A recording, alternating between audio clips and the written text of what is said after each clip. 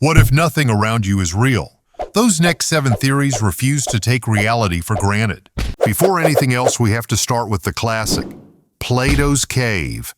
Imagine someone who spent their whole life in a dark cave.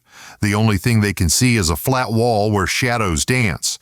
Behind them, real objects pass in front of a light source. They see the shadow of a chicken, but eventually they break free and turn around. And there it is. The actual chicken. Same animal, but not at all how they imagined it. It's got details, textures, feathers, way more than just the outline. Plato's point is that the world we experience might be just like those shadows, blurry versions of something deeper and more real. Are even simple things much more than what we think they are? Plato says, this can't be the whole truth. And Descartes answers, what if nothing is? What if we can't trust anything we perceive at all? Doubt everything. What if your senses lie? What if your eyes and ears feed you fakes, like broken sensors on a very confused robot? Or worse, what if some evil trickster demon is scrambling reality? That's what Descartes calls the radical doubt. The idea that if something can be doubted even a little bit, we must treat it as uncertain. So strip everything away. The world, mathematics, the existence of time. So what's left? Just one thing. The act of doubting itself. If you are doubting, someone's got to be doing the doubting. That's where his famous line drops in. I think, therefore I am. Everything else could be fake news.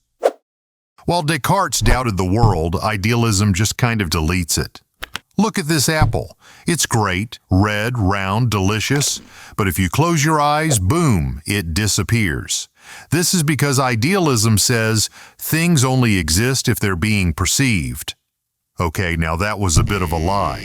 If you live alone and go to sleep and come back in the morning, your sofa is very likely to still be there unless someone came to steal it during the night. Why? Shouldn't it disappear?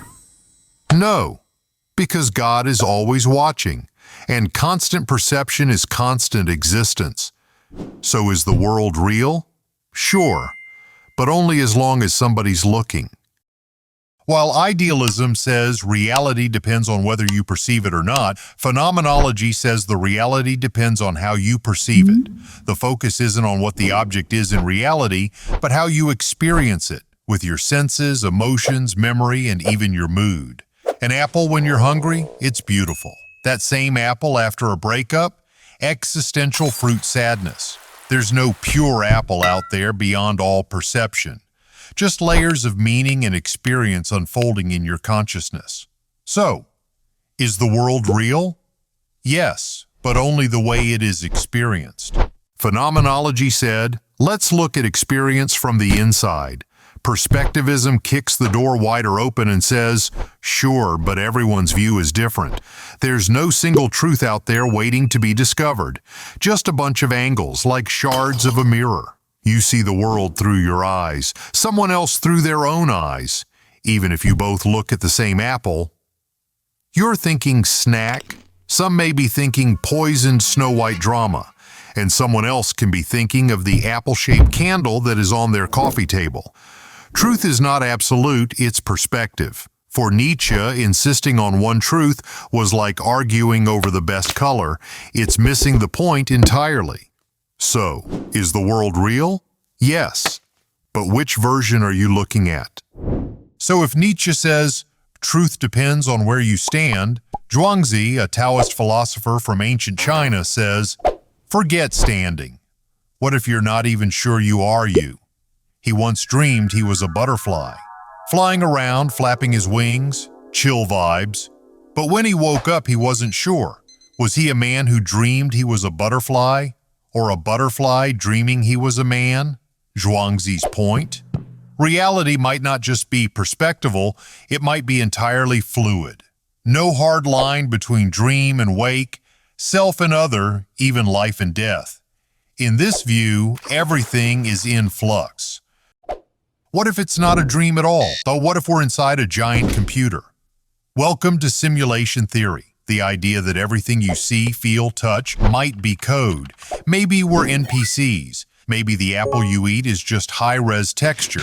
Maybe that weird déjà vu, just a bug in the system. The logic behind is that if technology keeps evolving and future civilizations can simulate full worlds, who's to say we're not already one of those? Reality then isn't real, it's rendered. And somewhere out there, someone might be adjusting your gravity settings. To support, don't hesitate. Subscribe to the channel. See you next time.